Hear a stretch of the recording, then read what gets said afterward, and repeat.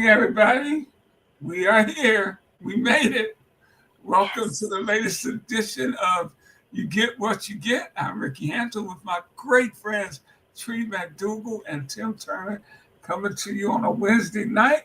And maybe we shouldn't be coming to you on a Wednesday night. I don't know. The problems we've had coming on the show tonight. But it's good to see you guys. A busy hour, well, not much of an hour now, but a busy show and a big week ahead. Football is here. College football started last week with the first weekend of games. The NFL kicks off tomorrow night. Dallas and Philadelphia. Then there's a Friday night game featuring Kansas City and the Chargers on Friday. We got the U.S. Open going on. Just a lot to talk about. We're going to be joined by our great friend Leland Stein, longtime sports writer out of the Motor City. Talk a little NFL and other sports. Leland has covered a little bit of everything throughout his career. But how's everybody doing this evening? I'm good. No complaints other than missing you guys. It feels like forever every time that we get together. But I'm good. How about you, Tim? Real good. Real good. Can't complain at all. Well, I can. You could. I'm just talking about Naomi Osaka. She's tasking me. She's letting this person hang around. Machova in the second set. Machova has like a thigh injury and can't move, and Naomi is not taking advantage of that. It's so this they're still in the second set, and Naomi's up 6-5. So I guess they're gonna go one more. Let's go, Naomi. She won the first set, so I'm just hanging in there with her, and hopefully she does well. It's really tough when you see like when she and Coco went on Labor Day. It's hard to pick. Yeah. Pick one of the other. You want everybody to go through to the final. So, but that's ancillary compared to college football's in full swing. Got the NFL starting tomorrow. Everybody has hopes of being in New Orleans on February 8th. Not as spectators, but on the field. There's hope. Hope springs eternal for everybody. Everybody's hopeful that first week. Yeah, so we'll see how that rolls out. Absolutely. And we got our great friend Leland Stein backstage. Leland, hang tight. We're going to bring you in just a moment. But that was one thing I wanted to hit before Leland jumped in that you were telling me about, we were talking about was the HBCU games, Tim. And actually was one in Detroit. I'm going to ask Leland if he had a chance to make it. That was a Kentucky State game they played up. Kentucky State and somebody from the SIAC. Kentucky State and Central State. Central State, that's right. Central State has a big Michigan alumni base. And I think they might have 15 to 20,000 for that game. They had 20,000? I think. I'm not sure. Because I saw those Central fans were disguised as empty blue seats. That's the problem with playing these classics in these big stadiums. Well, even the smaller stadiums. I mean, I looked up there. I was watching the Morehouse and J.C. Smith game at Harvard, and Annette walks by. She says, "Why are they showing film? The camera? Why is it on those empty seats? Because everybody was on one side of the stadium, the side where the camera was. To the empty side of the field. Yeah. When they started doing the end zone shot, you could see that it was packed on one side of the stadium." Yeah, absolutely. In fact, let's just bring Leland in because hey, Leland. Yes, welcome. You're on with Tim Turner. Leland, we give you some background from you. Oh, well, You probably got the tennis match on. I got it off now. Hey, I Leland, was. Yeah. were you at the Central State Kentucky State game No. over the weekend? Believe it or not, I didn't go. That's the first time I missed that. We used to have the great games there. It was about 15 years ago when Robert Porcher was one of the linchpins behind it. And this year, I didn't go. I'm ashamed to say that. But we did hook up with a bunch of the Central State and Kentucky State guys were at the Kappa House. They all came down, a bunch of newts from both schools. So, yeah, I hung with those guys, but I didn't go to the game. Unbelievable. Yeah, I talked to some Central State guys because there's a big following here. And the guy was telling me it was 15,000 maybe. He's guessing, so he's guesstimating. Nobody gave an exact number. And again, in that big stadium, it just, it's not a good look. No. But it is what it is, and I heard the good thing about that game. They said it was an excellent, well-played football game. Nobody was talking about halftime. They were actually talking about the play on the field. So that's always a good thing these days. The attendance was atrocious, though. I don't think it was more than 4,000. 4,000? Yeah. Okay. You can look it up. I'm not sure, but that's what I think. I did try to. Nobody gave an attendance number, and that's. Now, when Porsche them had it, they brought in Florida State. I mean, FAMU. I think Jackson State. I mean, they had 20 then. For those guys, yeah, they did. So that's different levels of HBCUs too. And Kentucky State and Central State, I have a bunch of friends went to both schools. They're not up there on that level with those guys. That's how it is. No. And Tim, you know that better than anybody your years at Jackson State covering the SWAC. There is a echelon, and all HBCU programs are not alike. That's true. I've been to a couple of classics that Jackson State did. They played Delaware State in Philly one year. It was packed, and they played a couple of Circle City classics. Were packed in Indy. So they like to, they'll go on the road with their team. Like when they go out of conference. At the time, the Jackson State played at FAM over in Tallahassee. It was packed, and there was a lot of people there in their blue and white. So some schools travel well. I'm thinking Southern, Grambling, Jackson State, probably the ones that are best out of the FAMU too. Pardon me? FAM too. When they played here, like FAM and Howard out of the MEAC, they probably are the best ones that travel. People in BCC as well. So, I mean, FAM's going to play a game here in Atlanta. Tickets finally went on sale. Somebody finally was able to find some tickets. So that is a fact now. They went on sale this week. I think it's October 4th is here. When FAM plays Mississippi Valley at Mercedes-Benz Stadium. And it'll look like maybe 6 people are in there because it's a 72,000 seat stadium. But there's just a ton of FAM alum here in Atlanta. I just don't see what Valley gets out of it, taking their home game and moving it, 6 hours away. So we'll see.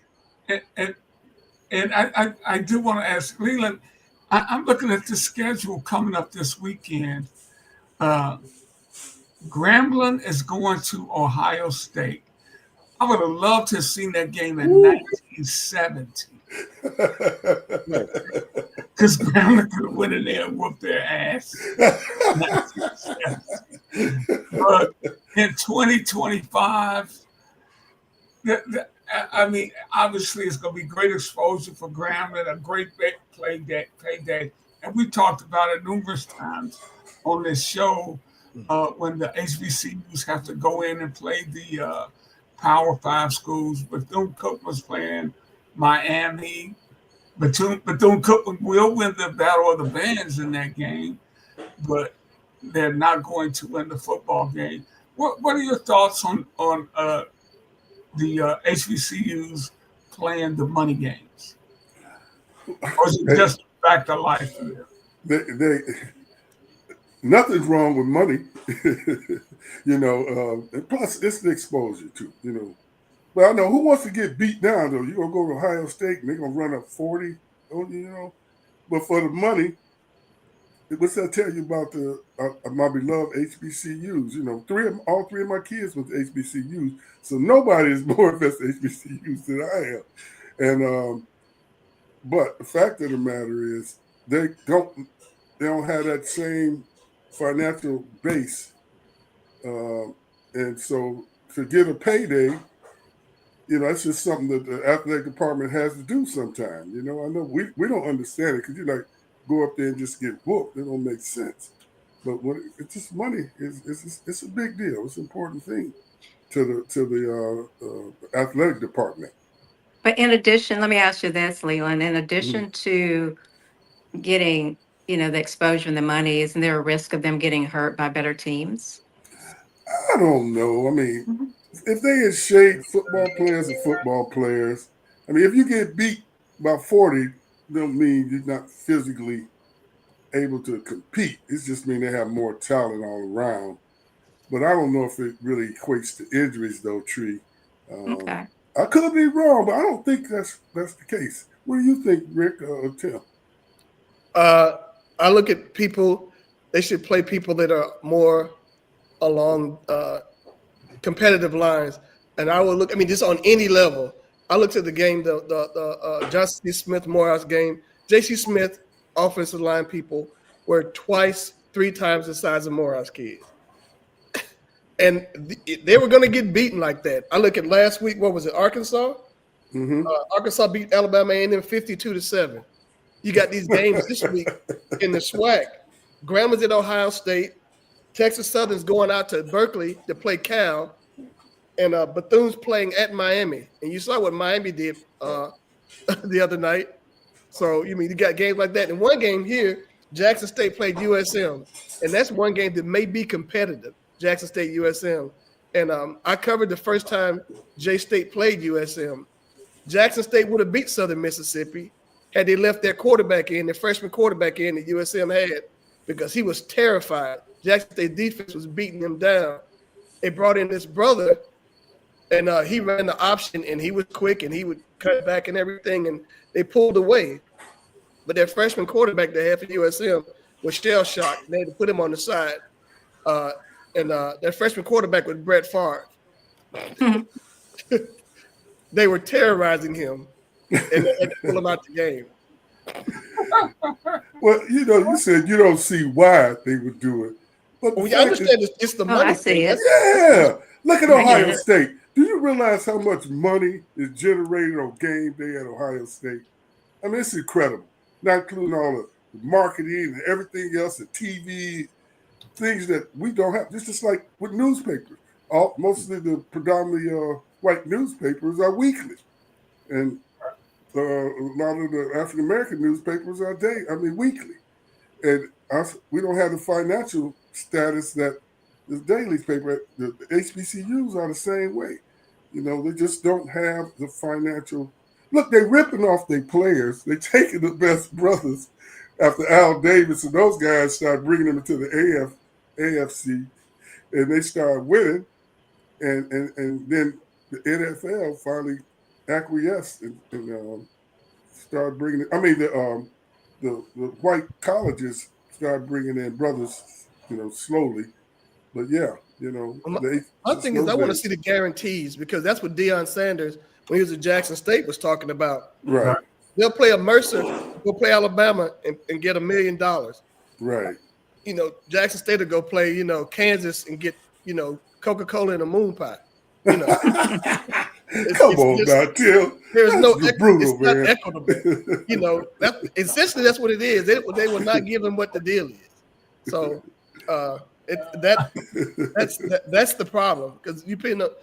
Well, what are they going? What are they getting beaten up for? I think I always pull back to that kid from Southern who was paralyzed playing against Georgia. Mm-hmm.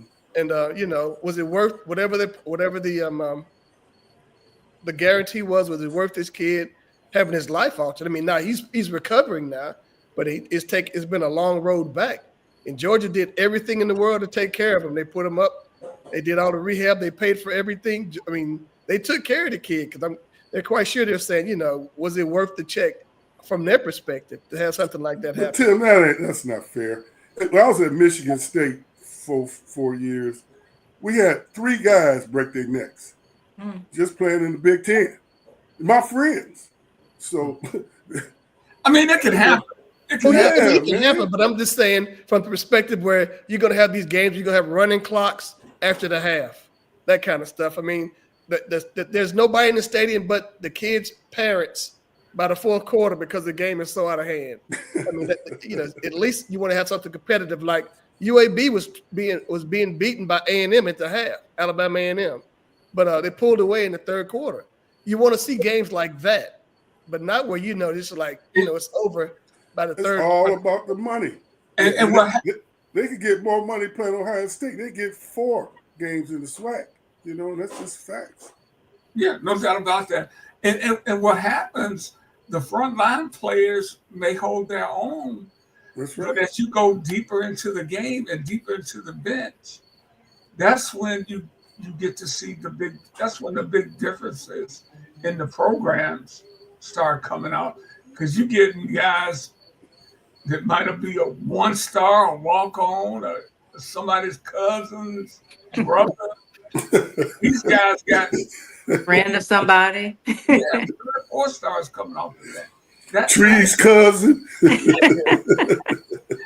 but Leland, we definitely want to talk some NFL with you, man. You've been doing it a long time.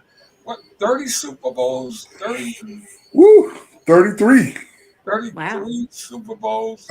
This don't even seem real.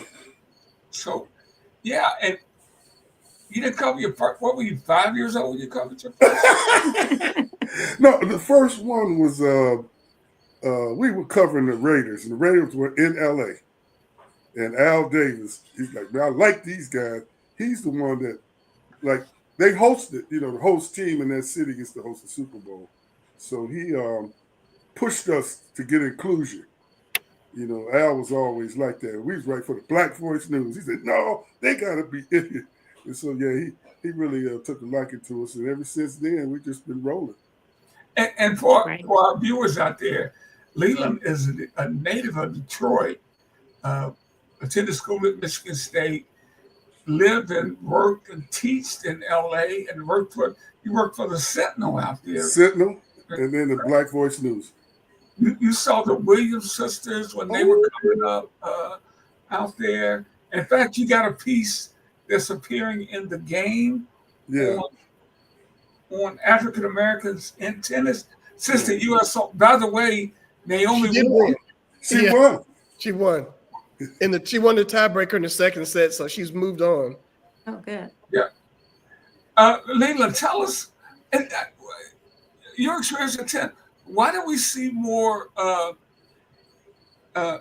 African American women on prominent stages in tennis than we do men? Are all our great athletes going to basketball and football? Well, you just answered the question. I know. The accessibility to those two sports in inner cities don't cost no money hardly, and it's right in front of your face, and you can start playing it at 10 years old in youth leagues. But tennis, golf, well, better than I do, Rick. Golf, man, that's a whole nother level. Somebody's got to take you to a golf course, play green fees. I mean, it's just way more difficult. Tennis is likewise. Almost anybody, these young people that's coming up, had to turn their kid over to these white academies. Now, Richard Williams didn't do it, and I think Naomi's dad didn't do it that way neither, and maybe Coco's dad, because they mirrored what Richard did, and early on taught them themselves because they just watched film, got tape, and figured out how to do it. And so, yeah, they were able to be more active instead of giving their kids away. Because that really bugged Richard when he sent Venus down there. He took them for a whole year. And they was playing about 60 tournaments and, homeschooling. He said, no, this ain't working. He wanted them to go to school and be part of their family. And that's why he took them back and brought them back to Compton. Hey, Leland, you knew Richard Yes. Williams well. What is it? The the perception of him and the compared to the Richard Williams you knew, you know. Well, when he broke in, there was no black presence. You know, I mean, Althea had done it 20 years earlier, and Arthur Ashe maybe 15 years. But other than that, Reuben and Zena Garrison, there wasn't much of nothing, you know, as far as the brothers and sisters are concerned with tennis. And it was a tough sport. You know, the racism and all the stuff popped this ugly head with those kids, especially when they broke out with the beads. It was funny when he invited us down there to come see him. And they had the bees swinging up there on Signal Hill. And, you know, he was training them. But he invited, you know, the black press. He welcomed us because he knew that maybe we would tell the story fairly. And you know, he just trusted us. And I'm glad he did because, you know, I was never out to get him. And we was always trying to uplift them. That was our goal, was to uplift those girls, not to bring any kind of negative energy to them. And he felt that, so did Tiger's dad. So he did likewise, you know, invited us to Sentinel Black Voice News to come see the kids when they were young and just getting started in high school. Could you see all of this coming with them? Well, when they first broke out, they played in the WTA tournament in Manhattan Beach, and they lost, you know, the first couple of years. And man, they just lit Richard up. Woo! You ignorant, you don't know what you're doing. You left the girls in tennis academies. Look at them, they losing. They just beat them up badly. Then he told them that I think one day they still gonna be champions. Oh, he's a fool. Y'all heard him. I heard all this stuff, man. This is no joke. They talked about him really badly, you know, sure. especially the white press. You know, behind him, you know, they was just giggling and laughing, talking about he destroyed the girls and so on and so forth, because he didn't follow the model that the other girls had followed throughout to get to the level of being a Grand Slam champion. But Richard, the funniest part about Richard though, when Venus broke out at 17, I think she beat Martina, number one Martina Hingis for the U.S. Open, and 4 months later, Venus won the Wimbledon, and that was 2000. And he couldn't control himself. He said, straight out of Compton, yelling. You know, the white people in that stoic stadium almost lost their shorts, man. They didn't know what to do, man. But yeah, he was right. And they just had to just deal with it. But he actually did do that for real, man. He said, we straight out of Compton. You know, yelled it to the top of his lungs about 4 or 5 times. And, you know, I'm like, why'd you do that, man? He's like, hey, that's what I was feeling. It was real, you know, to him, you know, because they just beat him up so bad and just predicted doom and failure for those girls and tried to break their I know everybody's seen that tape when they was interviewing Venus when she was 14, 15. Mm-hmm. And she said, I think I could beat her. The guy kept saying, why you think you could beat her? No. Why you think? He couldn't take it no longer. He jumped up and said, yo, old ass, she gonna be winning when you ain't right no more. I mean, he lit him up, boy. But that's who he was, man. He was protected to those girls. But he knew he was fighting a lot of racism. And he just came strong against it. He just didn't kowtow to it. They showed the wall at the U.S. Open the other day with the trophy, that's the winners, and then you just look there and see this block where you see Venus, Serena, Venus. Yeah. For a 4-year stretch, it was their thing right there for 4 years. So yes, it was. He had a lot to talk about. So that was pretty neat. But you know what, Leland said something in the course of that, and thank you for that insight, Leland. He said something. Richard knew we weren't out to get him, and there have been a lot of writers in the business that have been. That's been their goal, out to get people. So that was interesting to hear you say that, where you have these guys that go out with their agendas to try to bring somebody down or just attack somebody. You know, it's funny. We had a tournament out in California, Indian Wells, which was the only tournament besides Grand Slams where the WTA and the ATP play together. The Grand Slam, the men and women play. Otherwise, all the tournaments are separate. They don't play together. But that tournament, Indian Wells, they all played together like it was a Grand Slam. And when they first came out, and he knew they was getting better, he asked them if they could don't see the girls so early in the same rounds, and they wouldn't do it. They just wouldn't do it. So he pulled them out of the Indian Wells tournament. Right. And Serena and Venus won it. And man, they was cussing. I was sitting right behind. This is the honest God truth. They were calling me the N-word, just mad at him because he took her out, trying to, let them know that, hey, these girls are competitive. I want them to love each other, and y'all not gonna just pit them against each other so they can beat each other up, and kind of create some division amongst them. And so yeah, he after that they started kind of moving them in different brackets, and that's why they met in the championship so many times through his advocacy. And then they got so good, if they wanted to keep them, that's one of the things they had to be conscious of. Now, they could meet in the quarterfinals, but prior to that, earlier than that, there was no reason for them to be playing against each other. Yeah, I remember they wouldn't go to Indian Wells. They didn't go for about 10 years. Yeah. That's right. It was that serious. They didn't want to report it, but we did. We wrote about it in the Sentinel. And Richard actually posted it on, had it hanging in his office. Man, brothers tell the truth, because they act like it didn't happen, but man, I was right there. It did happen. I'm so glad you joined us tonight, man, because you got vast experience covering all kind of stuff, and we're going to get to the NFL. But I do want to ask you one more thing, because you spent many years writing for the Black press, the LA Sentinel, the Michigan Chronicle. And we know the state of newspapers today is perilous all over. What's the state of Black newspapers today? Is it the same thing?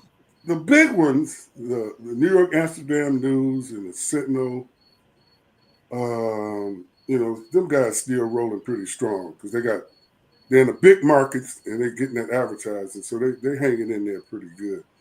Quite a few of others as well, but the Michigan Chronicle, man, it's half the size it was, So to me, that's more of the management there, because it don't have to be, because we got money up here that will support it, and they're getting the advertising. But new people come in with new ideas and things change.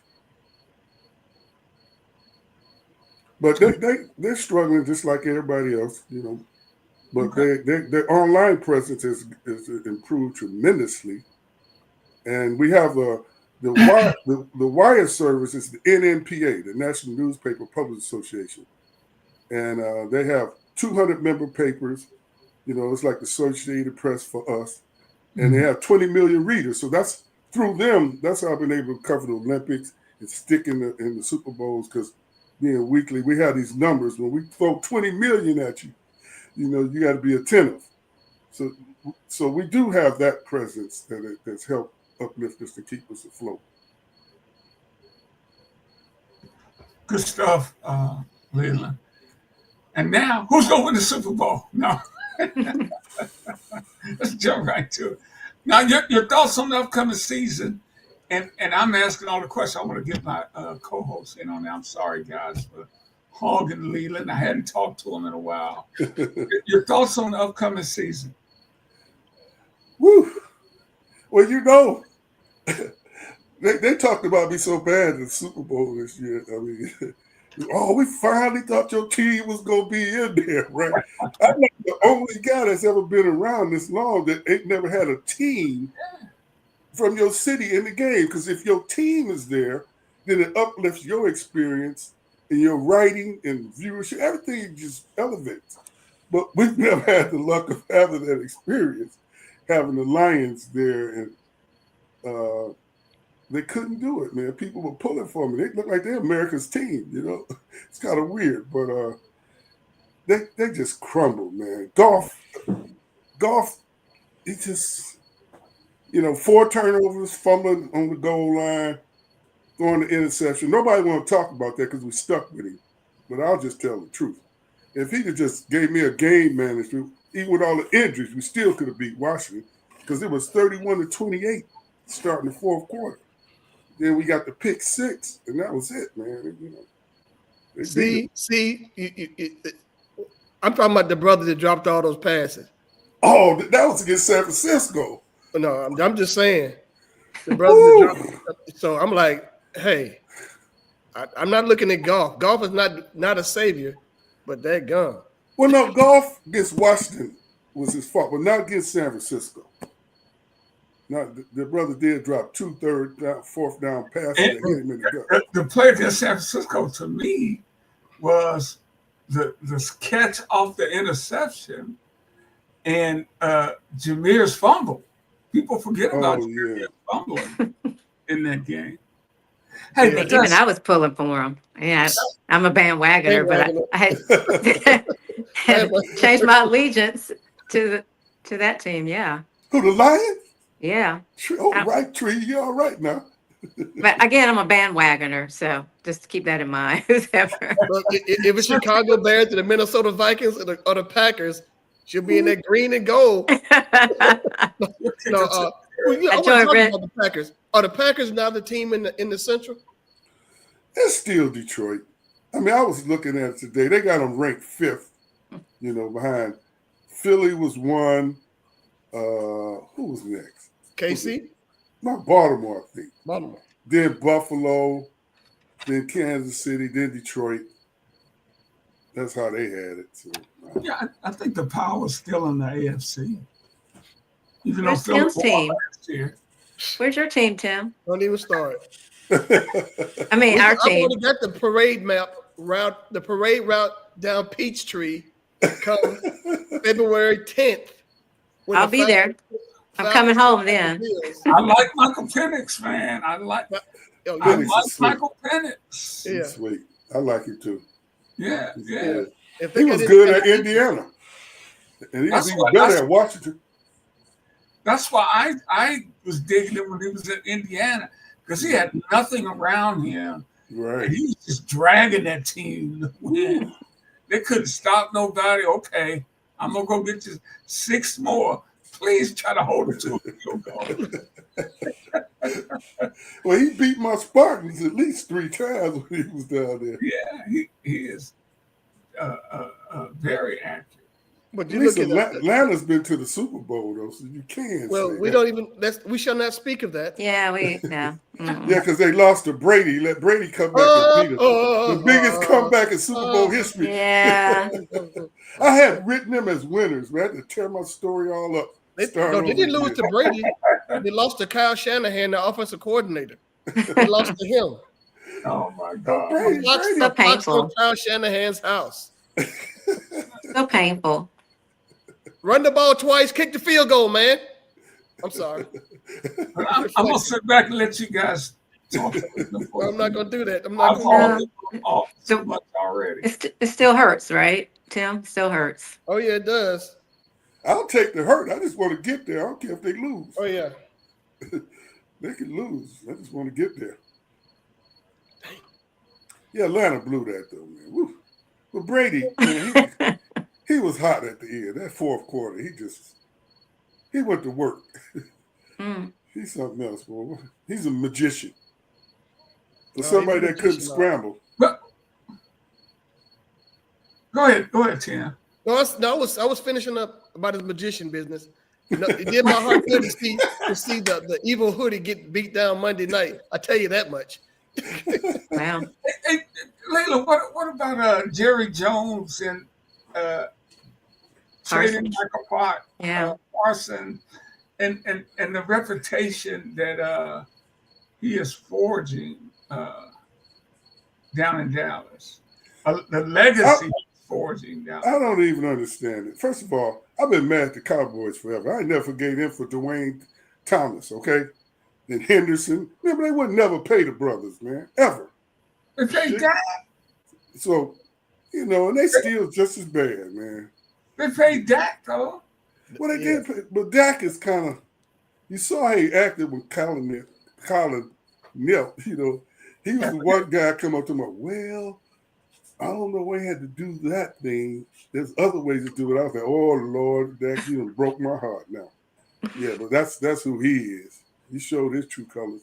And look at Jerry Jones was the only guy out of all the other NFL owners that came to some kind of settlement that still told his guys if they did anything, they was going to get suspended. And he put that on himself. I still see him in that picture when he was in high school, when he was a sophomore, when he's up there saying he was just curious to see what was going on. Yeah. When they were harassing the black students in his high school. Oh, yeah. Gerald, right there in the picture. What's going on? Yeah, exactly. What's going on? He knows what's going on. Yeah, he definitely knew that. They were talking about the other day that this guy went on this rant that said there's not a person on his current roster that was alive the last time the Cowboys won a Super Bowl. All those kids were not born yet.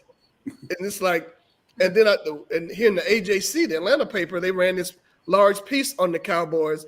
And then when you put it in, with the facts and figures, it makes sense. I mean, he bought that team for like $500 million, maybe $300 million. It is the most expensive franchise in all of sports at $12.5 billion. Well, what does he care if they win? The Lakers just sold for the biggest of any team, so you got to give that to the Lakers right now. Not Jerry. But he got more money than God, so he could have easily paid Michael. Exactly. But it ain't gonna hurt him. Don't come out of his pocket. What he got to lose? I mean, what do you think happened? So what happened? What do you guys think happened? They do have a salary. It's not that he got all this money. Not unless he's going to do like the guy with the Clippers and give him a job. He can eat some of that. If he want to win bad enough, he'll make more. Yeah, he should have got him signed for sure, unless they know something we don't know. And he's supposed to have these back issues. That's not a good thing. He's not going to play tomorrow night. He's not going to play. He's not going to play this game one, this first week, because of the back issue. He's talking about getting a shot between the 14th and 15th vertebrae or something like that, some sort of a deal. So he could possibly play. No, I'm not getting a shot to possibly play. I'm telling you, if he plays, I am running the first 10 plays right at him.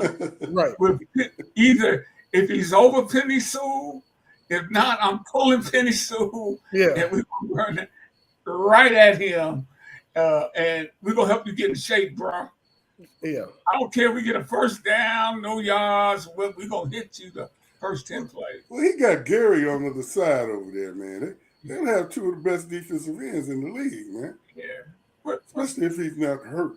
And I didn't see nothing about him taking those shots. I just thought he was going to sit out Green Bay coach there because he just hadn't practiced. And he's going to let him get in better shape first before they try to toss him out there. I just he should have retired as a Cowboy, but Jerry, it got to a point where it was like it became personal. Number one, he tried to negotiate with Micah Parsons himself, and they had a deal supposedly. But then when Micah took it back to his agent was like, "No, that's a jank deal," and then that's when it went sideways. You're not supposed to talk to the player. That's what the agent's for. Right. I agree. So he tried to be clever, but they got a haul. Green Bay gave him 2 first rounds and a bunch of stuff. They could package that to something big next year. Who knows? But if I'm a Cowboy fan for this year, you're not gonna win. It's Philly and Washington in that division. Oh man, don't mention Washington, please. It's a nightmare. They came in our house. Talk about it. Talk about the nightmare. 15-2. Home field advantage throughout the playoffs. Right? Oh my God. Upstart team that's good, but not better than us. We had all those injuries. That didn't help. No doubt about that. Well, you got everybody back this year, right? Hutchinson's back, and everybody else is pretty healthy. And I picked Sam Laporta as my tight end on my fantasy team, so we got to get some work done. Detroit. That offense is just murderous, man. I'm telling you. We got this boy, Tesla, man. He's our Cooper Cup, man. We got a little secret weapon they picked up. You know, he's 6'4", from Michigan. He's a Michigan guy. Yeah, he's a wide receiver. And by the way, if you're going to sing the Lions phrases, don't sing it without mentioning Brad Holmes, North Carolina A&T product. Aggie Pride. That's right. Who is and he proud, too. He wear his T-shirt around practice and wear it in interviews.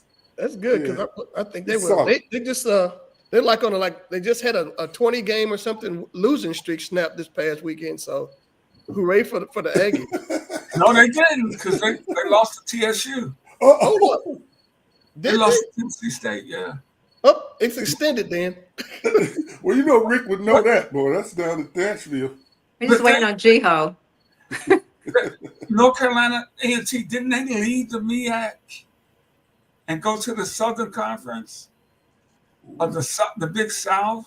They went to the SoCon. I think were they going to Hampton the same, or was that with the Old Dominion, that conference or whatever that deal was? Let's see. I'm gonna look at it. I think they left the SWAC. I mean, the MEAC. I don't get these guys doing this, man. Oh, they do it because they want to see how they can get beat down for a few years and come back home. And how many have they lost in a row?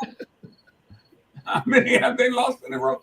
They dominated. This was like 20 in a row or something to that effect. I think after they had a humongous losing streak, and I thought it was snapped this weekend. I could be wrong. No, they lost to TSU. I watched that game. 24-21. Hey, Leland, 33 years covering the NFL, covering Super Bowls. You've seen teams come through. You've also seen the influx of the black quarterbacks. Oh, yes. In the league. What has that meant to you, or your thoughts on that now? Well, guys, you were here when Andre Ware was here in 91 when I covered the team. And I look at a guy like Andre today, he'd be perfect for some of these offenses that they're running. Why didn't he make it? I was in L.A. I didn't see you were still in L.A.? Yeah, I came back in 2000. Because the Lions didn't know what they were doing. That's what I figured, man. Clearly, they had no clue. They kept trying to run Pete out there, right? They thought Pete was better suited for the offense, right? I mean, they knew to get the ball to Barry, but that was about it.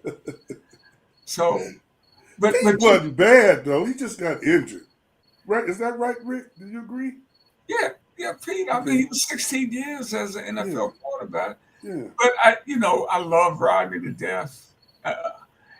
I didn't think he was maybe in today's game. Yeah, he'd be a lot more effective in today's game because before Rodney's Achilles went out on him, he could run. That's right, he could. But your thoughts on how black quarterbacks are really dominating the league now? Well, it's been a long, arduous journey from Doug Williams. Took like 15 years to get another black quarterback, I think, in that Super Bowl, or to win one. And who was it? Russell Wilson, I think. Right? Am I right? Yeah. And then it took another 8, 9, 10 years, and Patrick came and did it twice. And had a chance to be a three-peat, historic. But I'm glad he didn't in a way, because Hurts makes 4 black quarterbacks that have won the Super Bowl. Right. So, I was really excited. And also, Jalen, a couple of years ago, the first time they met, they made history as the first time 2 black quarterbacks ever squared off in the Super Bowl when Philly and Kansas City went at it. And Hurts actually outplayed him in that first Super Bowl. Just, they had a bad luck, a fumble. They went in for a touchdown. Cat ran a punt back. And then Mahomes scrambled for 35 yards that set up the game with a touchdown. It's the longest run of the year, but Mahomes is not a win. Hey guys, I count 16 black starting quarterbacks this weekend. You And do that's have that. something. I was getting ready to say out of the 16 games played this week, only 3 that don't have a black quarterback in it. Wow. Wow. You know, it's rare. The rarity will be the games where you see, like, Buffalo's playing. I forget to see Buffalo, who they're playing this week. You got Seattle, San Francisco. That's one, and it was another one. Minnesota, not Minnesota, Chicago, but there are a couple of them where it's that's the anomaly. But San Francisco and Seattle stands out as one of the few ones where, or you got so I think Cincinnati and Cleveland's another one. Those two, maybe it's just 2 games where there's not a brother that's not quarterbacking in the game. So that's Wow. 14 out of 16 games where you have at least one, and then you got the marquee game tomorrow night where you got both of them. So, Well, it's been a long journey. It's puzzling in today's environment when we separated so terribly that they allow us. They can stand black quarterbacks nowadays, basically based on all this anti-DEI, anti-everything else. You're like, hey, we can have the more black quarterbacks. It's up to Trump. I'm pretty sure that's how it would probably be. But We need those black players. yeah, they can't roll back the tide. But that just goes to show you just how they got the jerseys on their back, and then they go home and they hate some of our brothers and sisters, and it's just I don't get it, man. This whole thing is so confusing. But sports, I guess, as long as maybe that tells you the power of sports, that it's one of the few things on this planet that can galvanize communities beyond race and everything. Everybody just hug each other if the team winning. It only works for those hours. Exactly. right. Good point.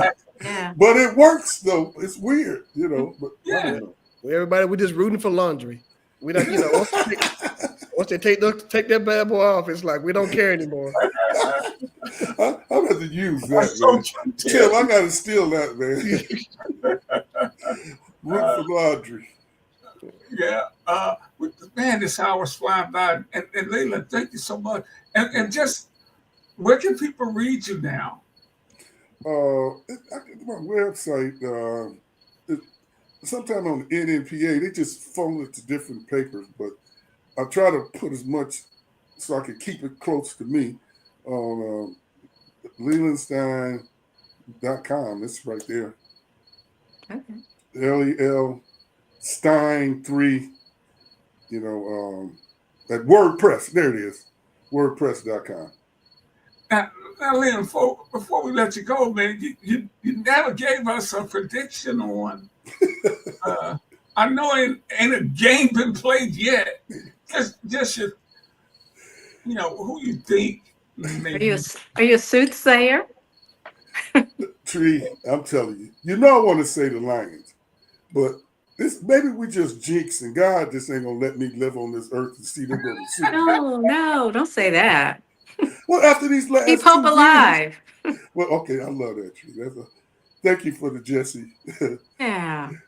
Maybe. Speak it into existence. I can't seem to say it out loud. There you go. That's it. Say it out loud. Detroit has the capability. If they don't have all the injuries, they can get there. I mean, even though they have the toughest schedule I've ever seen in my life. Tree, I'm telling you, their schedule they play both Super Bowl teams, every division winner, the whole AFC with Cincinnati, the Ravens. We got to play all them guys, man. It's incredible. Well, you guys better suit up then. Help them out. They got to suit up. I was at the training camp most of the summer here, and they was battling, and they looked really good. They brought who you like in the AFC? Well, maybe it's time for the Ravens to finally break through, right? I mean, the quarterback has had 2 MVP type seasons, but he just hasn't been able to get over the hump. It ain't necessarily all been his fault neither. Right. I don't know. I'd have to go with them. Kansas City, man, come on. They've been to like 5 Super Bowls. in the last 6 years, God, somebody else got to get in there.